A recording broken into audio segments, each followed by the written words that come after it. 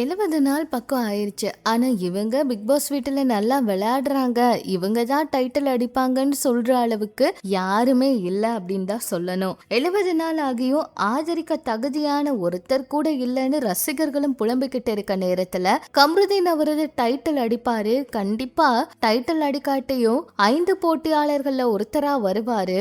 அப்படி அவர் வந்தாலும் சரி, வீட்டை விட்டு வெளியே வந்தா சரி, அவருக்காக கதை ரெடியா இருக்கு அப்படிங்கிற மாதிரி தயாரிப்பாளர்கள் இப்ப பணத்தோட கதையோட ரெடியா இருக்காங்களாம். கம்ருதீன் அவர் ஆரம்பத்துல சீரியல்ல சில சைடு கேரக்டர்கள் தான் நடிச்சுக்கிட்டு இருந்தாரு.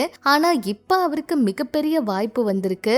நிறைய கதை அவருக்கு ரெடி ஆயிடுச்சு அப்படின்னும் அவருக்கான பட வாய்ப்புகள் இனி குவிய போகுதுன்னு அவர் வெளியே வந்தா போதும் அவரை வச்சு படம் பண்றதுக்கு ரெடியா இருக்கிற மாதிரி தயாரிப்பாளர்கள் சொல்லியிருக்காங்களாம். ஒரு சிலர் வெயிட் பண்ணிட்டு இருக்காங்களாம். அவருக்கு ஹீரோ வாய்ப்பை கொடுக்கறதுக்காகவே காத்துக்கிட்டு இருக்காங்களாம். சீக்கிரமா அவரை திரையில பார்க்கலாம் வெளியே வந்ததுக்கு அப்புறம் அப்படின்னு சொல்றாங்க. ஆனா கம்ருதீன் அவர் இந்த கூட்டத்துல கண்டிப்பா டைட்டில் அடிப்பாரு, ஏன்னா அதுக்கு அவரு தகுதியானவரா இருக்காரு அப்படிங்கிற மாதிரி எல்லாம் கூட கருத்துக்கள் போயிட்டு இருக்கு.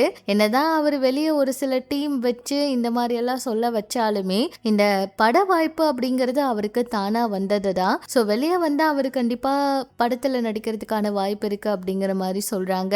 இப்படி இது ஒரு பக்கம் இருக்க 70 நாள் மேல ஆயிருச்சு. பிக் பாஸ் வீட்டுக்குள்ள எல்லாரும் இஷ்டத்துக்கு விளையாடிக்கிட்டு இருக்காங்க.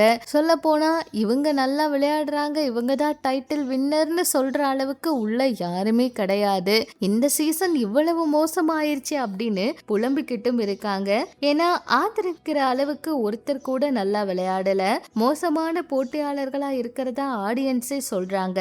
இதுல இவங்களுக்கு ஆதரவு தெரிவிக்கலாம், இவங்க ரொம்ப நல்லவங்கன்னு சொல்ற அளவுக்கு யாருமே குறிப்பிட முடியாது. 70 நாட்கள்ல ஆதரவு தெரிவிக்கிற வகையில யாருமே தகுதியான போட்டியாளர் தெரியல.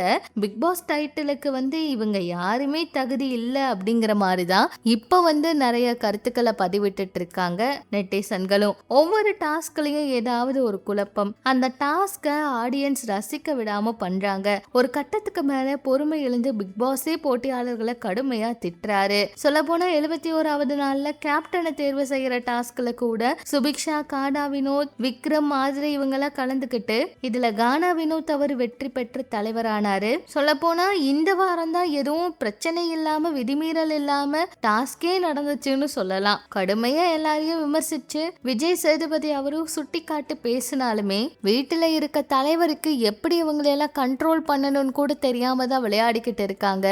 அதுலயே இவங்க யாரையுமே டைட்டிலுக்கு தகுதியானவங்கன்னு முடிவு பண்ண முடியல. ஸோ பிக் பாஸ் இவ்வளவு நாள் போயிட்டு இருக்கு, இன்னும் கொஞ்ச நாள் தான் வெயிட் பண்ணி பார்க்கலாம் என்ன நடக்க போகுதுன்னு. இதை பற்றி உங்களோட கருத்தை சொல்லுங்க.